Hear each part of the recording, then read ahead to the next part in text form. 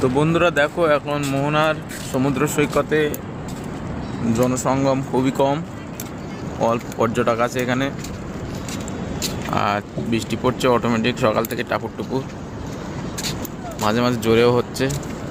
এখন যেন টিপটাপ ঢিপঢাপ করে বৃষ্টি আসছে। আমরা একটা ছাতা নিয়ে বেরিয়ে পড়লাম মোহনায় একটু কী অবস্থা দেখতে, আর মোহনার বড় বড় মাছ কেমন কি দাম যায় সেগুলো একটু দেখার জন্য বেরিয়েছি আমি আর ফারহান।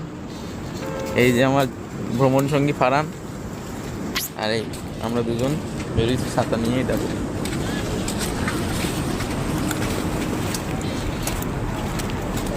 হ্যাঁ, দেখো মোহনার পরিবেশ একদম শুনশান, লোকই খুবই কম।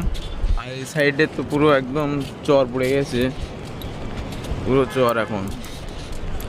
এখন যেহেতু ভাটা, সেই জন্য জলের স্রোত নেই, আর স্রোত খুবই কম।